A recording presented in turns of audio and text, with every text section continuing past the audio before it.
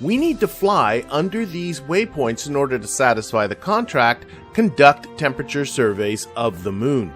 I think the easiest approach is to first insert into a polar orbit and then simply wait for the moon to rotate the waypoints towards us. How do we set this up, and how do we safely and efficiently bring our Kerbal home from such an orbit? Let's get started.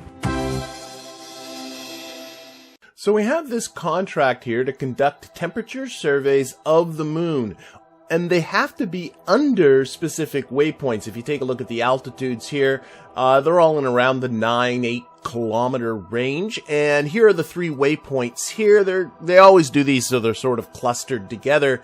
So what we need to do is to get a vessel underneath these altitudes and do a temperature scan. That's all there is to it. Whether you get science with the temperature scan or not is rather irrelevant. As long as you have that piece of equipment and you run the experiment, it will satisfy this contract. And I think the easiest way to hit all 3 of these waypoints with just a single vessel is to put a vessel into a polar orbit and just wait for the moon to rotate so that you can slip underneath each of these. Now, these altitudes are kind of low. You do have to be a little bit mindful of terrain when you do these kinds of things, but it is completely doable. So that's going to be kind of what we're going to do. We're going to look at getting ourselves into a polar orbit about the moon, picking up our temperature scans underneath each of these waypoints, and then, and I think actually this might be the more interesting part of this video, how do you efficiently get yourself back from a polar orbit about the moon? Anyway, that's what we're going to be taking a look at. Let's take a look at our tech levels. Again, I am fairly early in this career and I'm keeping my tech level relatively low, but I do have a Tier 2 tracking station, Tier 2 launch pad, Tier 2 vehicle assembly building, Tier 2 mission control, Tier 2 astronaut complex, and that's it. That's all. Everything else here is still Tier 1. Looking at the tech tree, I've gotten all the way up to Tier 4. You definitely do want to get up to at least Tier 4 in order to do this. The other 2 nodes that I did get, though, and I am going to be using these in the builds. I'm not using the ones you're going to see up here, but these ones down here, advanced flight control. I'm going to be taking advantage of the advanced inline stabilizer. You can definitely do this mission without this, but I got it, so I'm going to use it. It certainly makes, especially during your orbital insertion about Kerbin, it makes that ascent much easier. And down here we have electrics for the Oxstat solar panels and the Z200 batteries, and of course lights. We're going to be taking advantage of that as well. But that's about it. So still relatively low on the tech tree. So with that all done, let's get into our build.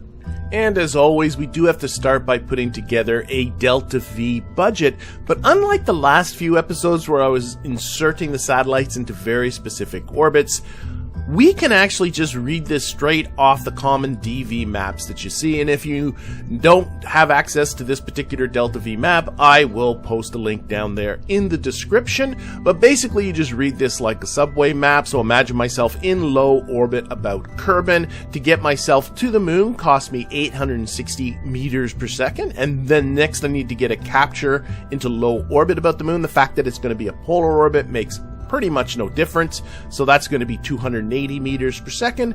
And then the return to Kerbin, again, the fact that we're in a polar orbit really isn't going to affect this, is going to be about another 280 meters per second. And if I add those 3 numbers up, that gets me 1,420 meters per second. But as is customary for me, I like to add on about 1,000 meters per second more to that, so that my orbiter can deal with the upper part of my low orbit insertion about Kerbin. And so that means I got a budget of 2,420 meters per second, and I accomplished that by starting off with the Mark 1 cockpit, then the Mark 16 parachute, underneath which of course went the 1.25 meter heat shield. That's going to be the part that's going to be returning back to Kerbin. Now I need to build myself a service module under that, so going to the TD-12 decoupler. And then into the payload, we have ourselves a 1.25 meter service bay. All of this should be looking pretty familiar if you've been watching any of my more recent videos.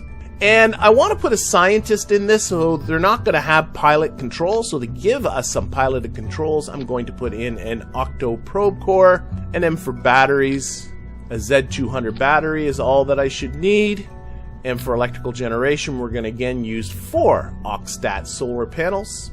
And as I've mentioned before, if you don't like the way I tuck these into the service bay because you're worried about them not being exposed to sunlight if you don't have this oriented in the right way, then simply take these 4 and put them around the fuel tanks that are coming around below. That's all you need to do.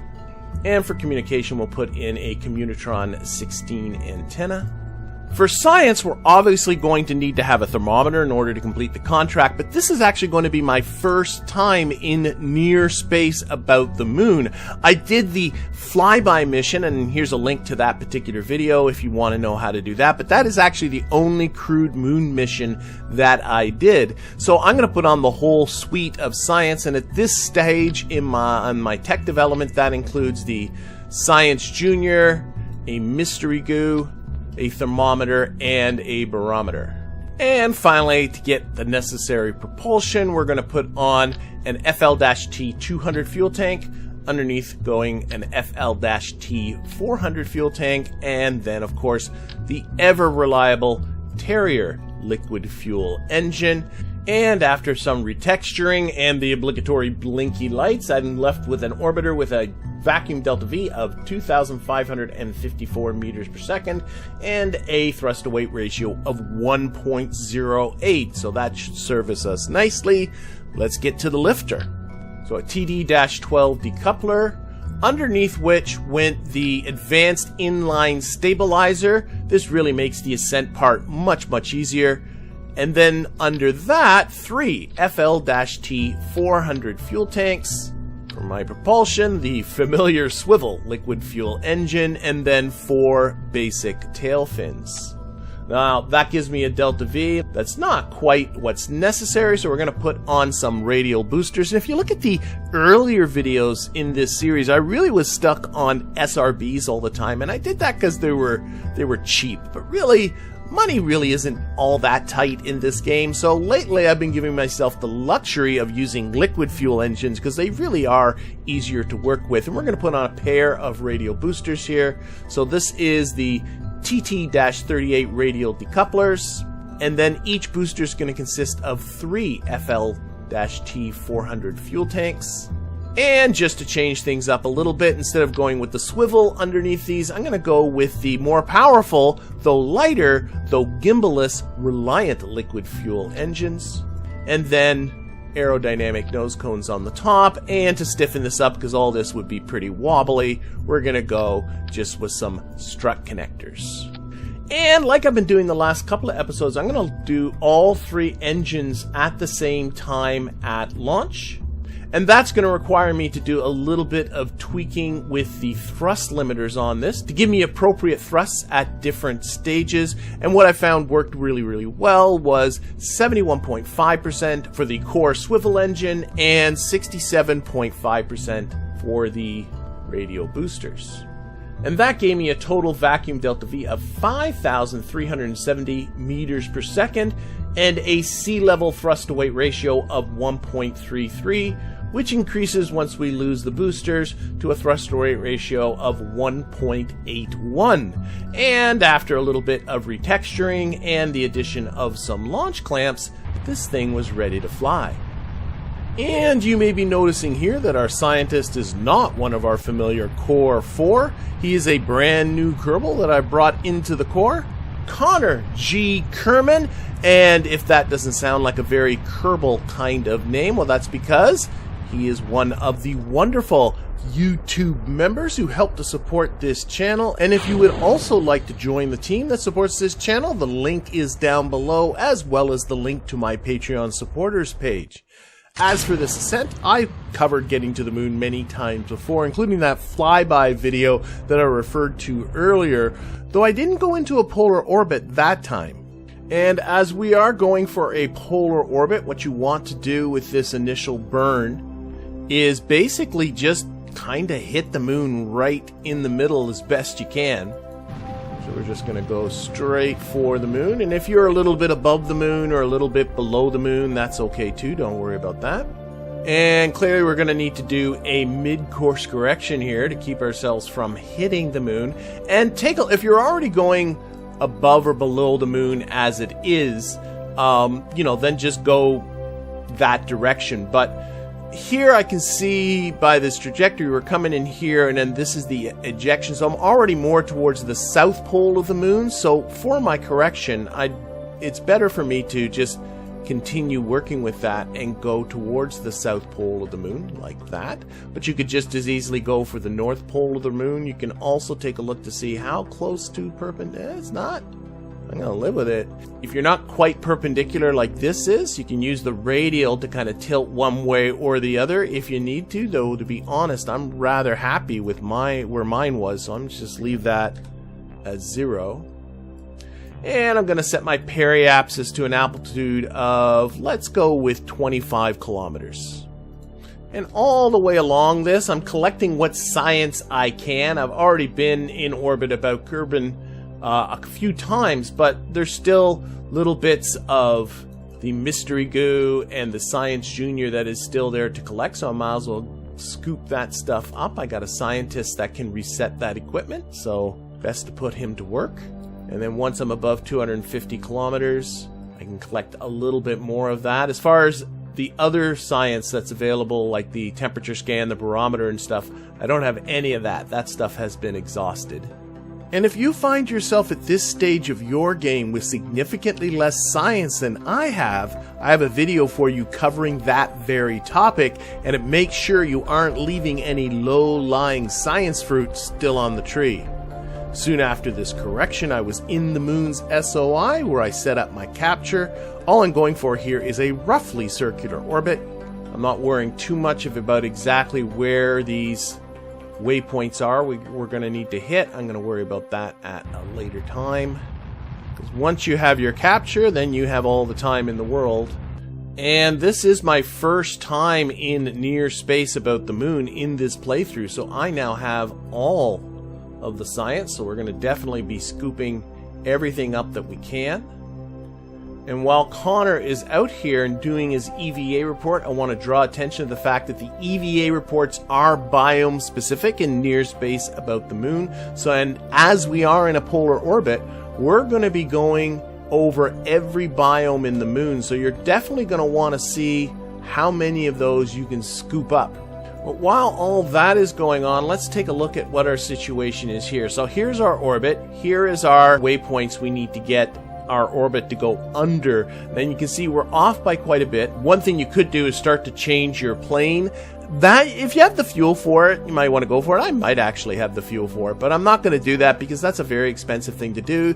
What costs you no fuel whatsoever is to simply wait for the moon to rotate around. Now, the moon takes 6 days to do a complete rotation, so you can get kind of an idea here that this is going to take a little more than 2 days for it to rotate to the point that it's under this part of our orbit. But we don't have to worry about life support or anything like that. And in the meantime, we could be collecting all kinds of EVA reports over all kinds of biomes. And if you ever get the message cannot store experiment, that just means that you have one of those already aboard. Sometimes that confuses people and they think that there's a limit to how much science can be stored into the capsule, and no, there is absolutely no limit to how much science can be stored there. The thing is each of those experiments have to be unique, so if you end up with any duplicates, it will give you that message, but you could still keep storing science in there. They just have to be different experiments. As far as the biomes go, you'll find you'll get the lowlands, midlands, and highlands without even trying, and where to go to get the poles is pretty obvious. And you can get biome maps online if you want to take a look at where the actual biomes are, but really what you can do, you don't have to get every single one of them, but as you come to a distinctive feature, like for instance this big crater right around here, that's a pretty good indication you're into something new. Do yourself an EVA report and just sort of check it out. Yep, we got here the moon's east crater.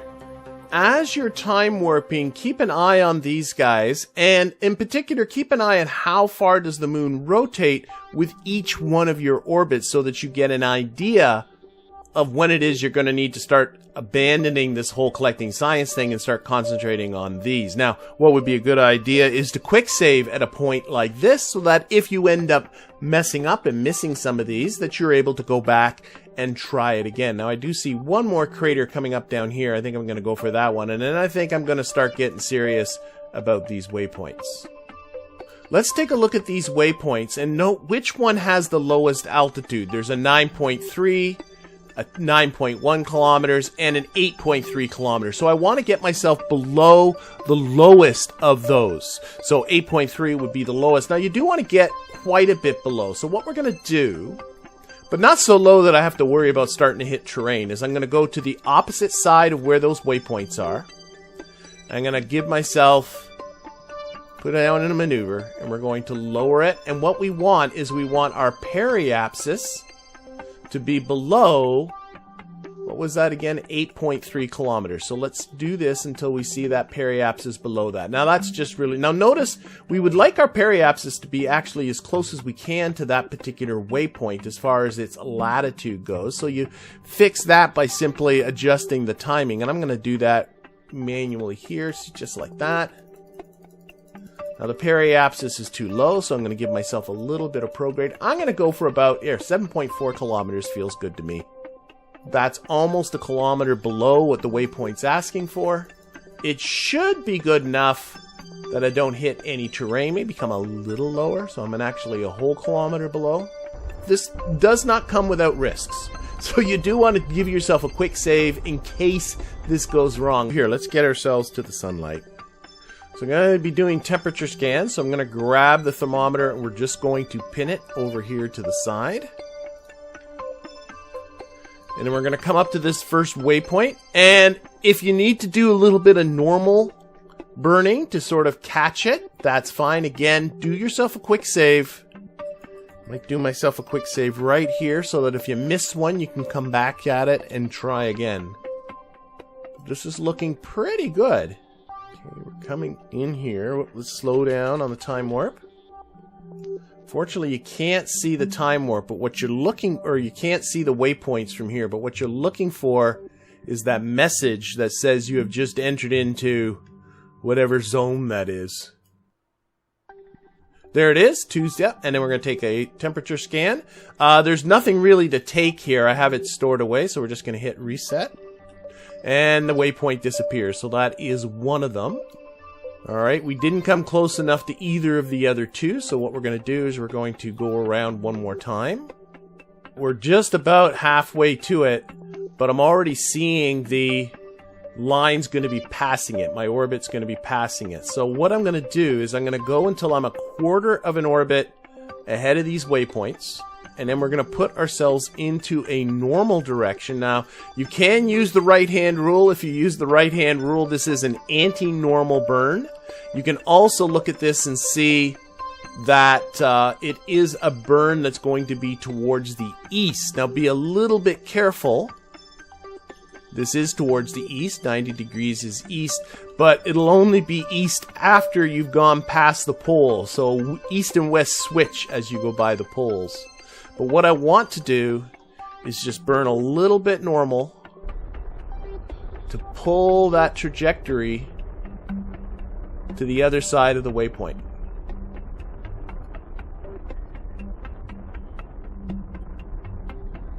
Just like that.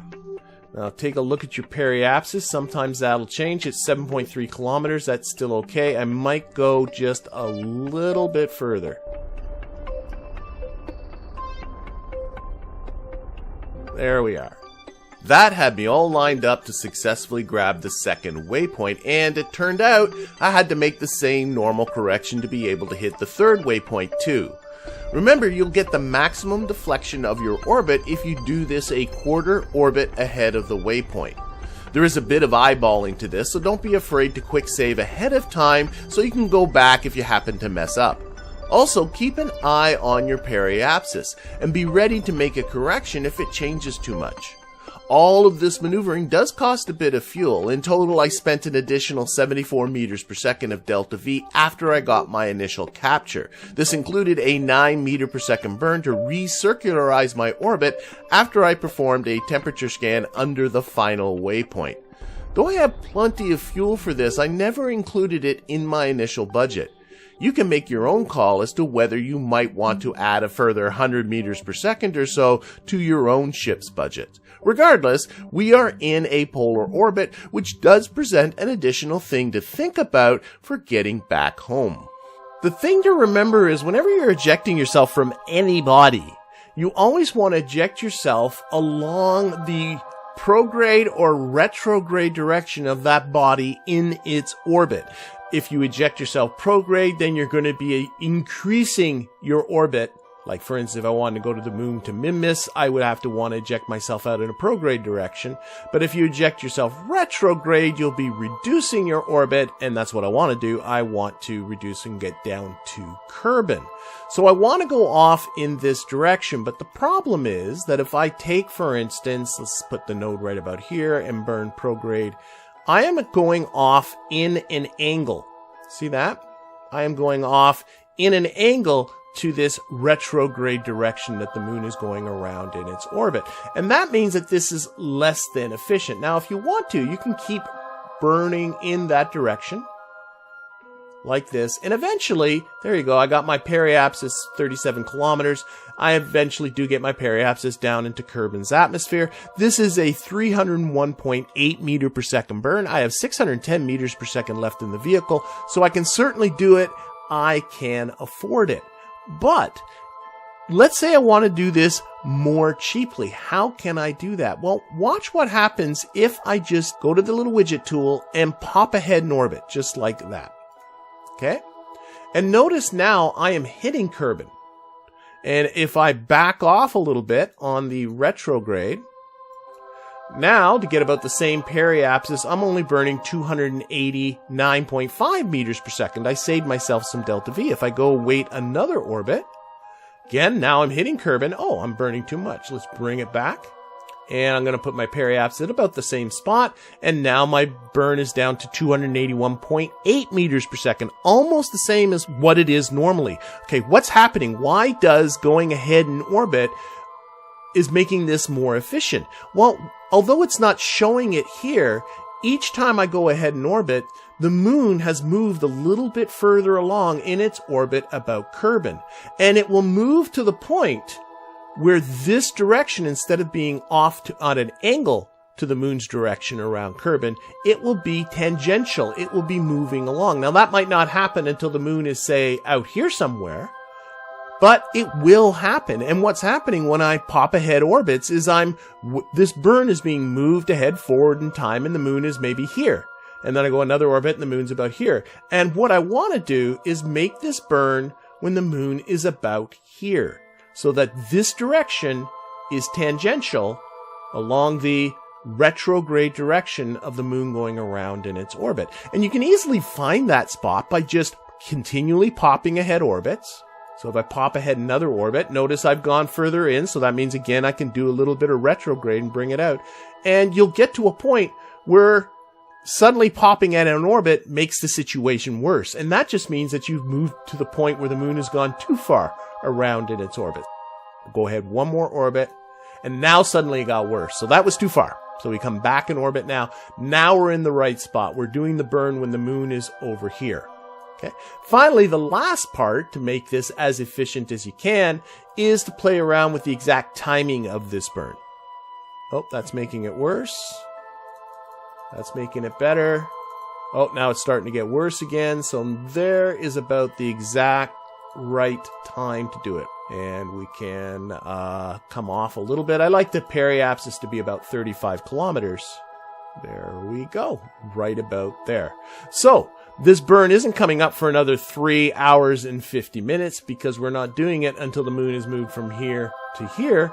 But we are now set up for an efficient return back to Kerbin. And as Connor performs the burn that will put him on a path back home, why don't I use this opportunity to go over the main takeaways from this episode. The easiest way to ensure that you will be under any waypoints over the moon is to insert yourself into a polar orbit and then lower your periapsis below the minimum altitude of those waypoints. Watch as the moon rotates below your orbit.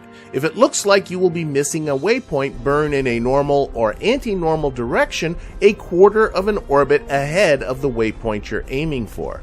Finally, the most efficient time to eject from a polar lunar orbit is when your ejection path is tangential to the moon's path in its orbit about Kerbin. You can find this point by simply jumping ahead orbits until your ejection delta V is as low as possible. And with that, I'm going to be drawing this episode to a close. Join me next week when I'll be looking at how to rescue a Kerbal from an orbit high above Kerbin. I hope to see you then.